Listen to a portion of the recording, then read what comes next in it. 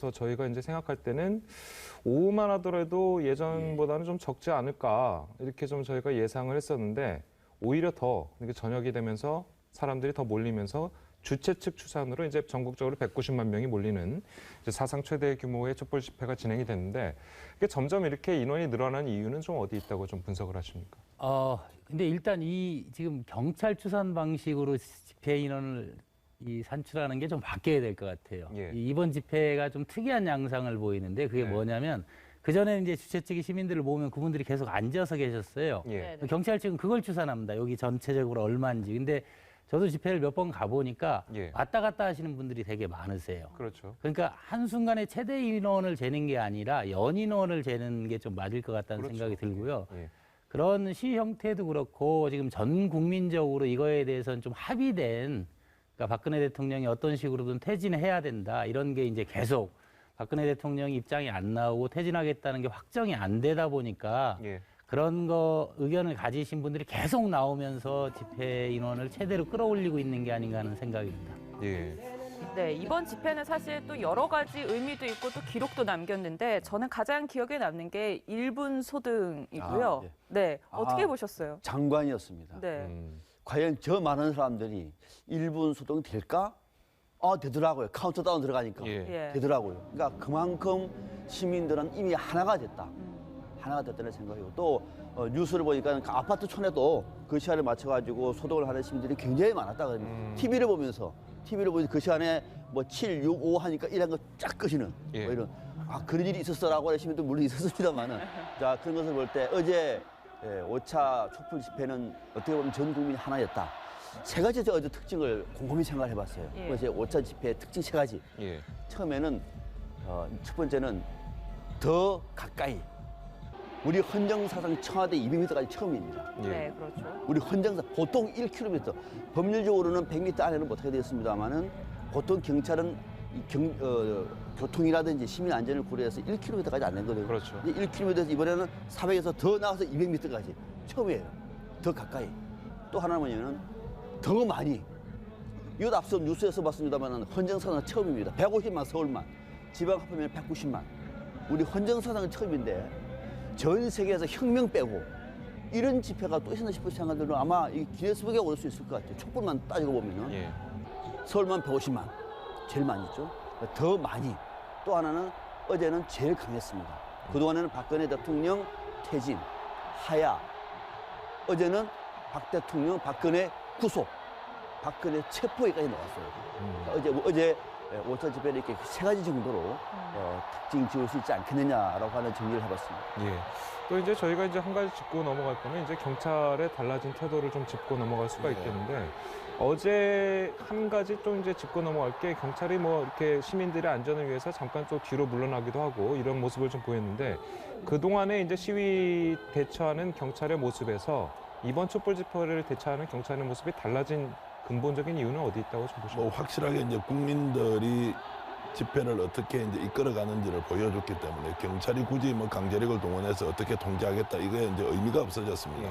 이미 뭐 앞서 4차례에 이제 그 촛불 집회에서 보여줬듯이 오히려 집회가 커지면 커질수록 더욱더 성숙한 모습으로 시민이 변해가는 모습에 네. 찬물을 끼얹을 수 없지 않습니까? 그런 판단을 했던 것이고 여기에는 이제 법원이 또 그 법률적으로 이렇게 안전장치를 만들어줌으로써 오히려 청와대까지 가기 때문에 국민들은 더 조심을 했던 것이고요. 예. 또 그런 과정에서 경찰은 더 성숙한 모습으로 또 대응을 할 수밖에 없는 그런 상황들이 연출됐기 때문에 좀 전에 박 박사님 말씀하셨던 대로 아마 세계 역사에서 참 보기 드문 이런 그 아주 선진적인 이제 집회 문화를 보여준 것이고 이것이 아마 앞으로 우리나라 집회 문화에서 이제 바로미터 기준점이 될 가능성이 매우 높다. 그렇게 저는 보고 있습니다. 또 한 가지 보면은 뭔가 시민들이 하나의 축제로 이어가고 있는 그런 모습이에요. 그리고 지금 이런 상황을 우리 아이들에게도 교육시키기 위해서 이 자리에 맞습니다. 왔다라는 시민들도 참 많고요. 그러니까 지금 이 양상이 축제예요. 네. 표면적으로는 축제인데 사실 내면적으로는 목적은 투쟁이죠.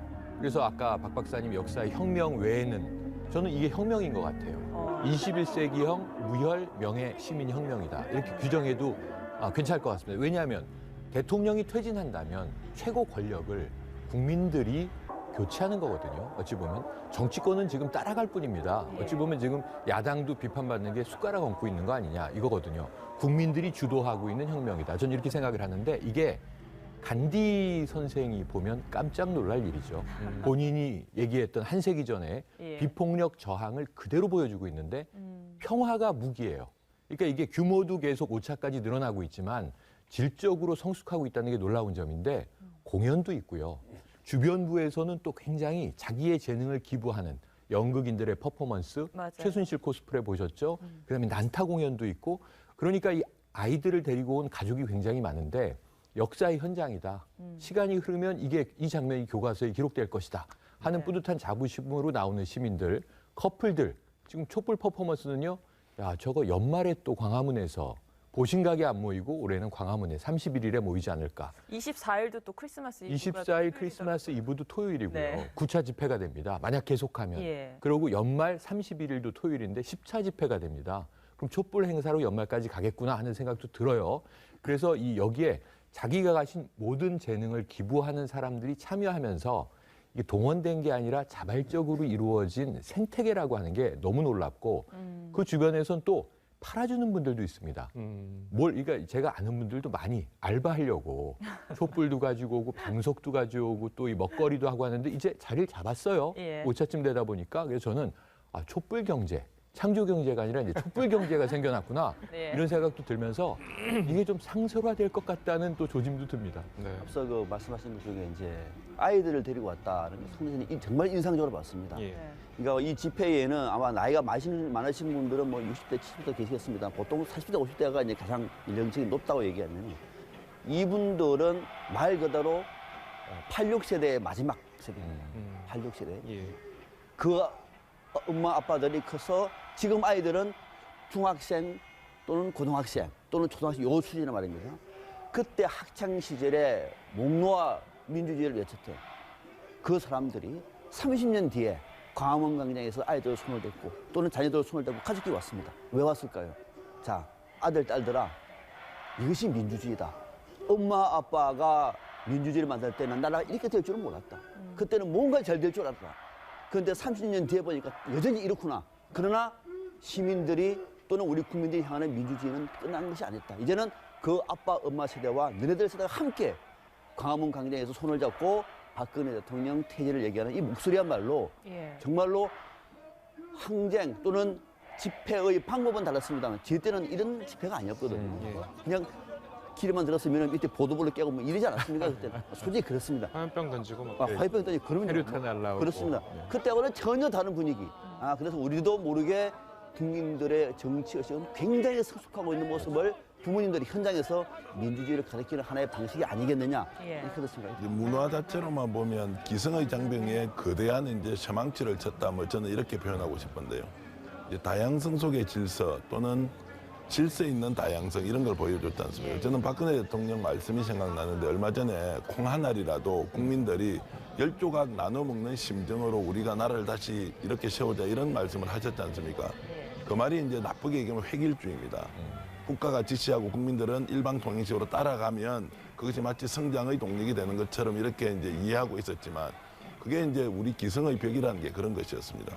그런데 이번에 보여준 촛불 민심이라는 것은 오히려 그러한 다양성, 연령, 지역, 계층, 이념의 문제를 뛰어넘고 한국 사회가 앞으로 가야 될 방향을 제시하면서 매우 질서 있는 모습을 보여주는 이런 것이야말로 정말 우리가 인간이 가지고 있는 자유의지를 충분히 존중해주면서 그 안에서도 우리가 정해놓은 규칙을 또 지키면서 이 두 가지가 서로 시너지를 내는 것이 바로 국가 발전의 원동력이 아니냐. 네. 이런 것들을 국민들이 오히려 기성세대가 못 보여준 것들을 그대로 보여줬다. 이렇게 저는 평가하고 싶습니다.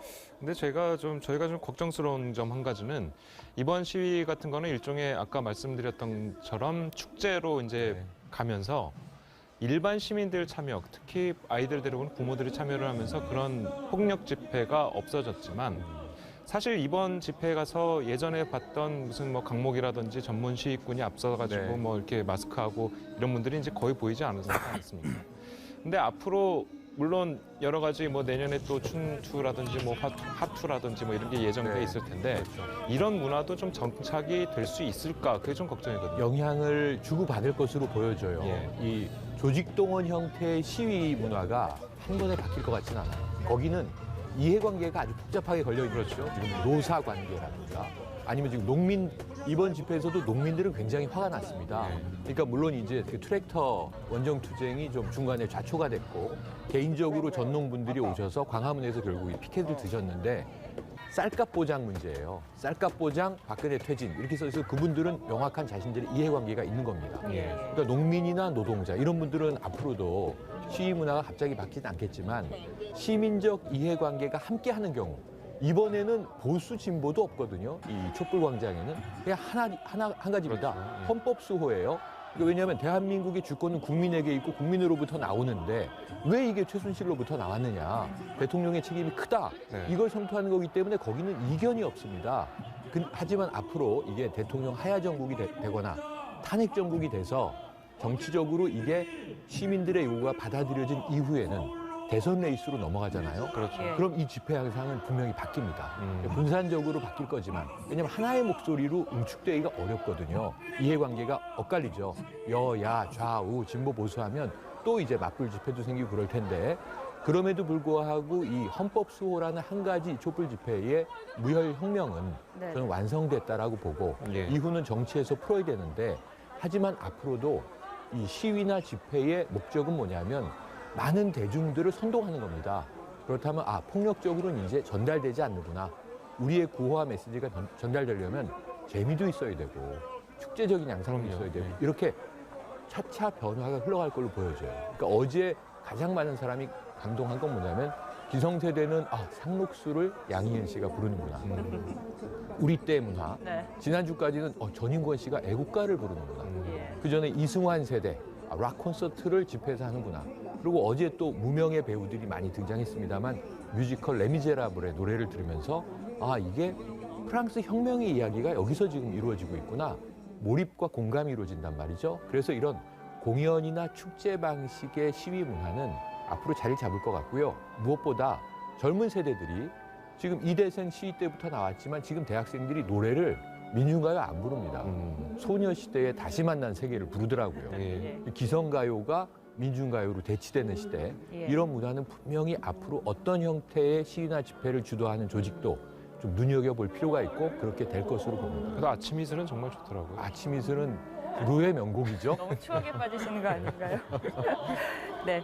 저희는 그럼 이번에는 한번 다음 리포트 보고 이야기를 계속 나눠보도록 하겠습니다. 이 박근혜 대통령은 지난 대국민 담화 이후에 어제까지 벌써 3주째 침묵을 지키고 있습니다. 네, 탄핵 정국을 앞두고 추가 메시지를 내놓을지 주목이 되는데요. 청와대 취재기자 연결해서 알아보도록 하겠습니다. 홍혜영 기자, 박 대통령도 어제 촛불 집회 상황 지켜봤습니까? 네, 그렇습니다. 박근혜 대통령은 어제 관저에서 5번째 열린 주말 촛불 집회 상황을 밤 늦게까지 보고받은 것으로 알려졌습니다. 하지만 첫 번째 촛불 집회 뒤 2차 대국민 사과를 하고 촛불 집회도 벌써 5주차를 맞았지만 박 대통령은 아직 침묵을 유지하고 있습니다. 그 사이 현직 대통령으로서 처음 피의자로 입건됐고 특검과 국정조사, 탄핵 정국까지 맡게 된 상황에 왔는데요. 국정 지지도가 역대 최저인 4%까지 떨어진 만큼 직접 여론 수습에 나서지 않겠느냐는 관측도 나옵니다. 하지만 청와대 관계자들의 말을 들어보면 아직 구체화된 단계는 아닌 것으로 보입니다. 청와대도 대통령이 대국민 메시지를 추가로 내놓을 경우 그 시기와 형식을 어떻게 하는 게 좋을지 고심하는 분위기입니다. 수석 비서관 회의나 국무회의 자리에서 입장을 밝힐 거란 관측도 나오지만 내부적으로는 이 추가 메시지의 무게를 생각할 때 적절하지 않다는 의견이 강한 것으로 전해집니다. 한광옥 비서실장은 오늘 오후쯤 수석 비서관들과 회의를 열고 후속 대책을 논의합니다. 지금까지 청와대에서 전해드렸습니다. 어제 촛불 집회에는 야권 대선 주자들도 총출동했습니다. 박 대통령 탄핵 분위기를 끌어올리면서 유권자들을 겨냥한 자신만의 메시지를 던졌습니다. 국민의당은 오늘 광주를 찾습니다. 성민혁 기자입니다. 더불어민주당 문재인 전 대표는 박근혜 대통령을 끌어내리자면서 보수 진영을 정면 공격했습니다. 가짜 보수 정치 세력 이 금양 횃불로 모두 불태워버립시다 여러분. 문 전 대표는 요즘 들어 노무현 전 대통령의 언어를 부쩍 자주 사용합니다. 안심과 접근, 부정부패 모두 일소하는 대청소를 합시다. 국민의당 안철수 전 대표는 국민의당이 탄핵 정국을 주도했다고 강조했습니다. 또 1970년대식 정경유착이 대한민국의 민낯이라며 기득권 정치 세력을 부수자는 새정치 구호를 앞세웠습니다. 그토록 세상 바뀌는 거를 막고 개인 욕심 취하는 기득권 정치를 깨부술 때가 바로 지금입니다. 박원순 서울시장은 박근혜 대통령과 황교안 총리를 잡는 저승사자를 자처했습니다. 저승사자가 되겠습니다. 대통령이 국무회의 주재하면 제가 꼭 가서 그 면전에서 대통령 당시에 즉각 물러나라고 외치겠습니다. 민주당 추미애 대표는 탄핵으로 흥정할 시간이 없다고 해 새누리당 비박계에 협조 대신 압박을 가했습니다. 그러나 국민의당 박지원 비대위원장은 이미 탄핵에 찬성한 비박 의원들 외에 친박도 과오를 반성하고 탄핵 대열에 합류하라고 호소했습니다. 전국 해법을 두고 민주당과 국민의당의 감정적인 말싸움이 오가는 가운데 국민의당 지도부와 안철수, 천정배 전 대표는 오늘 광주를 방문해 서명운동을 이어갑니다. 야권 적자 경쟁에서 우위를 선점하겠다는 행보입니다. TV조선 성민혁입니다. 야권이 이르면 다음 달 2일 탄핵 소추안을 표결 처리할 방침인 가운데 새누리당 비박계 움직임도 빨라지고 있습니다. 비주류가 주축인 비상시국회의가 총회를 소집했고 전현직 탈당 의원들도 별도로 모임을 갖습니다. 자세한 내용 국회 취재기자 연결해서 알아보겠습니다. 자, 김보건 기자. 이 탄핵안 가결에 새누리당 찬성표가 한 28표 이상이 필요한데 아마도 무난하게 채울 것이라는 관측이 많은데 왜 이렇게 속도를 내는 겁니까? 네, 최근 새누리당 내에선 친박계가 탄핵은 배신이라는 논리로 초재선 의원들을 포섭하고 있다는 얘기가 많은데요. 비박계가 이에 대한 대응책을 마련하기 위해서 분주한 모습입니다. 앞서 새누리당을 탈당한 남경필 경기지사도 부당한 압력과 회유를 가하는 사람들이 있다면 그들은 역사의 죄인이라고 강하게 비판하기도 했었습니다. 오늘 새누리당 비상시국 총회에는 김무성 전 대표와 유승민 의원 등 비주류의 핵심 인사들이 대부분 참석할 예정입니다. 탄핵 이후에 전국 수습 방안을 주로 논의하지만 이 친박계의 포섭 움직임에 대한 대응 방안도 논의할 예정입니다. 새누리당을 탈당한 전현직 의원들도 별도로 모임을 갖는데요. 이 자리에는 남경필 경기지사와 김용태 의원, 정두원, 정태근 전 의원 등이 참석할 예정입니다. 자, 그리고 오늘 오후엔 전직 국회의장과 원로들도 만난다면서요. 네, 박관용 전 국회의장이 자리를 마련했고요. 이 여권에선 김수환, 김형호 전 정의화 전 국회의장이, 야권에선 김원기, 임채정 전 국회의장이 참석합니다. 이홍구, 고건, 한승수 전 총리도 참석할 것으로 전망됩니다. 박관용 전 의장과 고건 전 총리는 노무현 전 대통령 탄핵 당시에 현직에서 전국을 수습했습니다. 정관계 원로들은 박근혜 대통령 탄핵과 특검 수사 등에 대한 의견을 수렴해서 박 대통령에게 전달할 것으로 전해졌습니다. 탄핵안 통과 이후에 국정공백 대처 방안도 조언할 것으로 전망됩니다. 지금까지 국회에서 TV조선 김보건입니다. 법무부 장관은 사표를 던지고 교육부는 슬쩍 국정교과서 철회를 꺼내들었습니다. 주요 부처 장관들이 박근혜 대통령에게 등을 돌리는 모습이 여기저기서 목격되고 있습니다. 홍혜영 기자입니다. 주영환 산업통상자원부 장관은 올 초 최순실 씨의 단골 성형외과에 예산 15억 원을 지원하기 전 청와대에 요청이 있었다고 인정했습니다.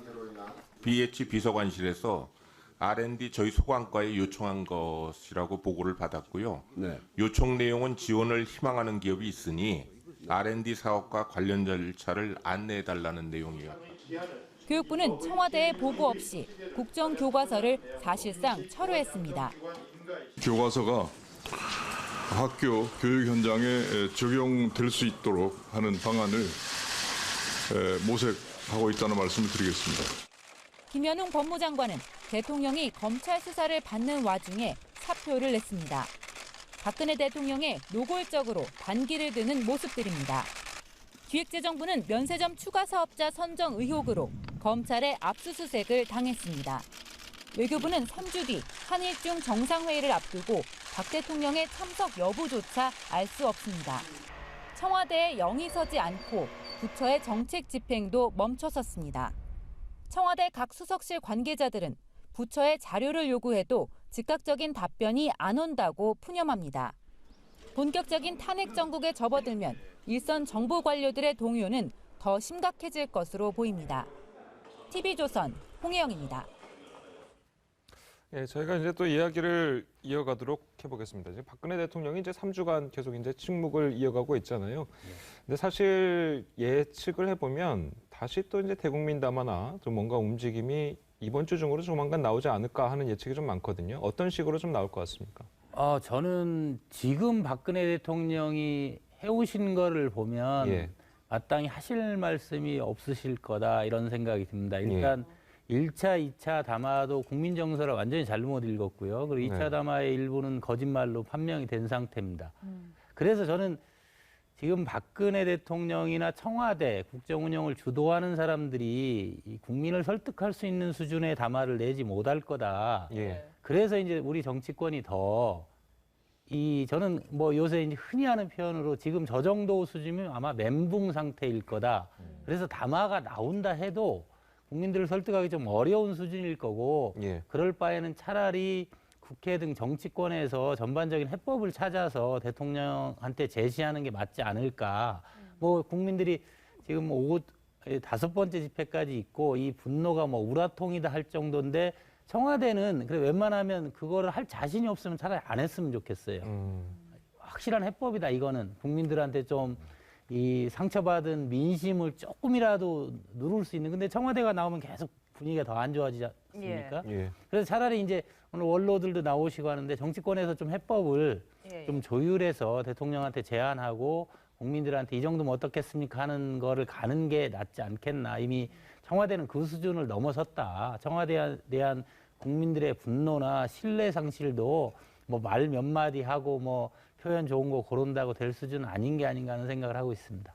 박근혜 대통령이 만약 메시지를 내놓지 않는다면 그나마 국민들의 마음을 조금이나마 상처를 조금 치유하려면 검찰 조사라도 대면 조사를 해야 되는 거 아니겠습니까? 말씀하셨듯이 이제 멘붕 상태니까요. 저는 어제 아마 집회를 보고 청와대는 거의 견디는 수준인데 견디는 게 두 가지 의미가 있습니다. 인내하고 있느냐 아니면 버티느냐.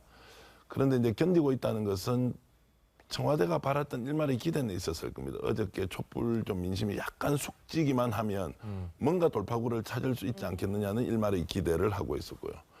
또 우리 국민들도 똑같이 일말의 기대를 하고 있죠. 지금이라도 대통령이 질서 있는 퇴진, 뭐 하야까지 어렵다면 뭔가 이 지금 국정 붕괴 상태를 돌파할 수 있는 카드를 내놨으면 좋겠는데 또 그런 일말의 기대도 사실은 우리가 기다리기 어렵다. 그러면 청와대의 기대나 국민의 기대가 깨어졌다는 전제하에서 어떻게 해야 되느냐.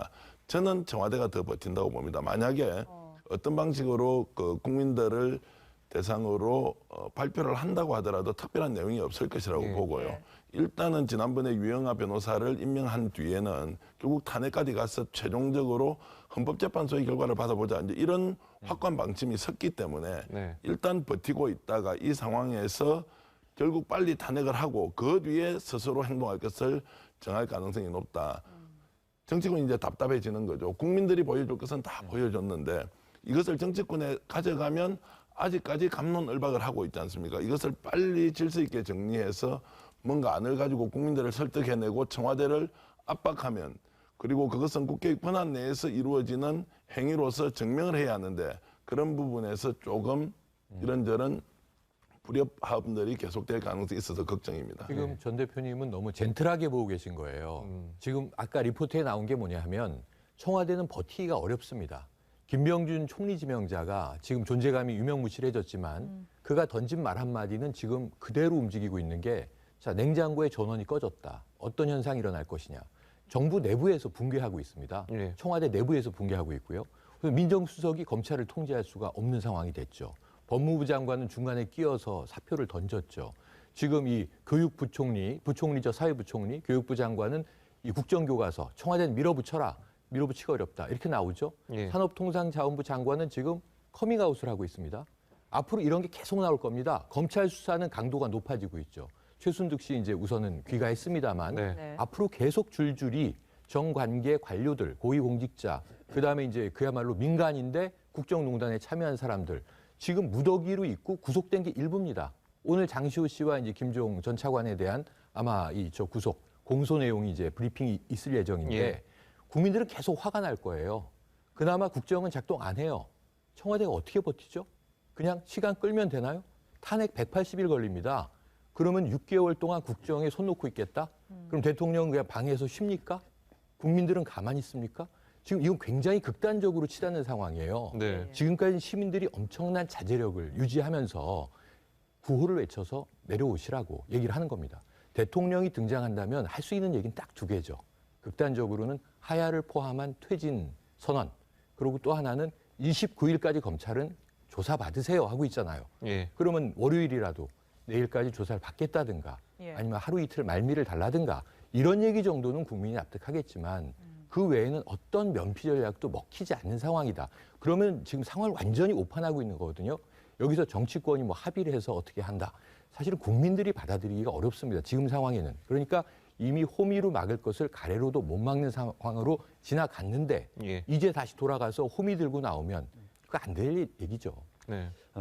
아직까지도 저는 시간이 있다고 봅니다. 늦기는 상당히 많이 늦었습니다만, 너무도 많이 늦었습니다만, 그래도 시간은 있다. 이제 국회가 역할을 해야 된다고 말씀하셨는데, 당연히 역할을 해야 되죠. 선출된 권력은 대통령 권력 외에는 국회 권력밖에 없습니다. 당연한 건데, 근데 그거는 우리가 이제 정치적인 표현이고, 법률적으로 국회가 할 수 있는 거는 탄핵 외에는 없습니다. 할 수 있는 게 뭐가 있을까요? 어떤 거 그동안 얘기를 해왔잖아요. 지금의 정치권에서 국회에서 했던 얘기는 단계적으로 나왔습니다. 맨 처음에는 그냥 거국 중립 내각 정도 이랬습니다. 대통령의 이성후퇴 정도. 대통령이 거부했잖아요.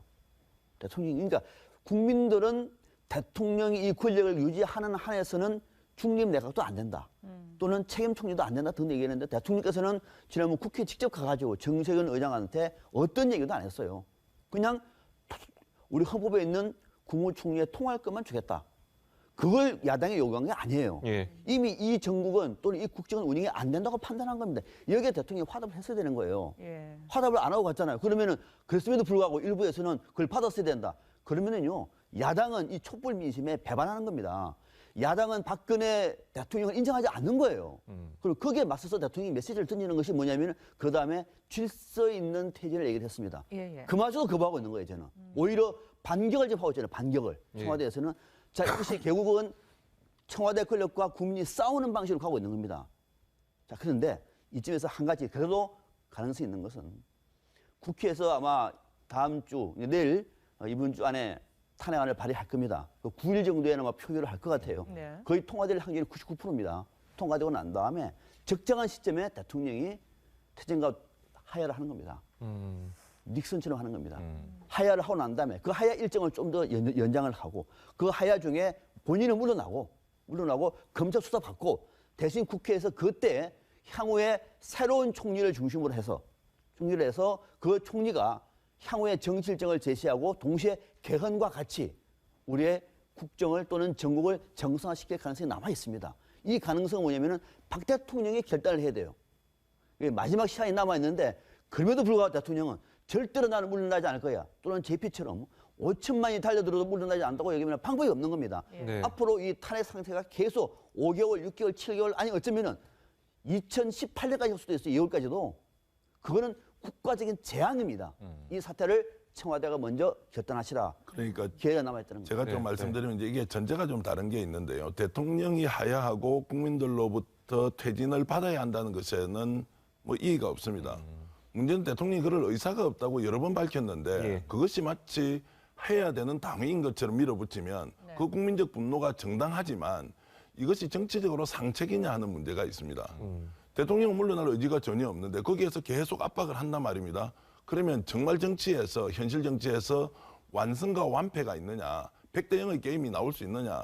저는 오히려 박상규 박사님이 마지막에 말씀하셨던 그 정치적 타협이라는 것이 어떤 식으로든 정치적으로 풀어야 탄핵까지 가지 않고 대통령이 완전한 이선 후퇴를 하고 실질적으로 퇴진해 준다는 뭔가를 내는데 그 과정에 대한 논의를 해야 한다는 것입니다.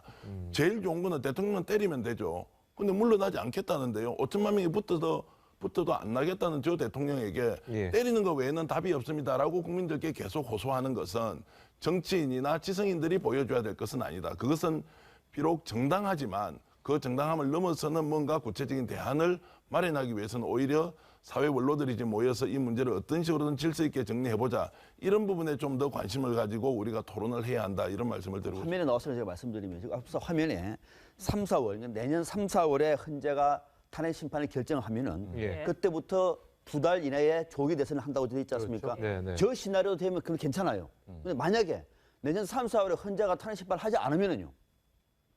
탄핵 심판하지 않을 가능성이 더 높습니다. 왜? 국회에서도 통과되지 않을 가능성도 청와대에서 보고 있어요. 아니 국회에서는 이제 통과될 것 같아요. 그건 모르겠습니다만 국회의원들의 마음이 제 마음이 아닌가. 저는 국회에서는 통과되리라 봅니다. 여유 있게. 그런데 국회에서 통과된다고 하더라도 방금 저 화면에 나온 것처럼 3, 4월에 헌법재판소가 판결을 내리면은 그나마 내년 5, 6월에 조기 대선이 돼요. 기간이 짧습니다. 그런데 만약에 헌재가 이를테면 방금 제가 말씀드린 것처럼 지금 박근혜 대통령 측과 또는 검찰 쪽에서 서로 다투고 있으니 이 결론을 끝까지 지켜보자. 아직 어떤 결정도 안 나왔다. 한국 소신도 지켜보고 상고심도 지켜보자. 라고 말하면 이것이 내년 3, 4월에 결정이 안 되고 6, 7월에 7, 8월에 그때 가가지고는 이거는 조만간에 대선이 있으니까 지금 해본들 효율성이 없다. 심판을 중지시키겠다 그러면은 끝나는 거예요, 그냥. 그러니까 박 대통령 임기는 그 다음에 2월까지 그냥 가는 겁니다.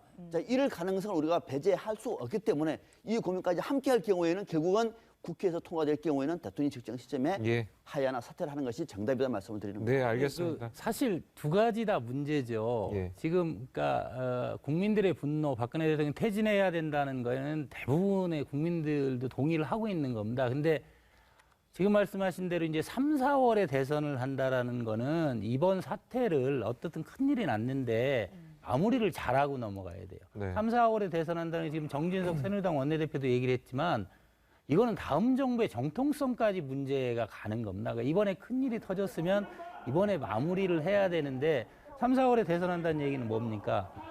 1월 60일 이내에 헌재 판결 나고 60일 이내에 대선을 한다는 얘기인데 공식 선거운동하면 지금까지 우리나라 민주주의가 확립된 당내 경선 절차 모든 게 다 제대로 될 수가 없습니다. 그리고 지금 정치권이 계속 분열돼서 싸우고 있지 않습니까? 새로운 대통령으로 누가 되든 간에 이 정부는 출발할 때부터 정통성 문제에 걸리고 마무리되지 않은 탄핵 문제가 계속 먹고 들어가는 겁니다. 그래서 이 국민들의 분노는 이해를 하지만 정치권은 합리적인 해법을 찾아야 된다. 지금 이 상황을 어떻게 마무리하고 새 정부는 새 정부대로 이 박근혜 정부에 대한 심판은 심판대로 나누려고 하는 노력을 해야 된다. 이렇게 보고 있습니다. 알겠습니다. 오늘 말씀은 여기까지 듣겠습니다. 네 분 감사합니다. 고맙습니다. 감사합니다.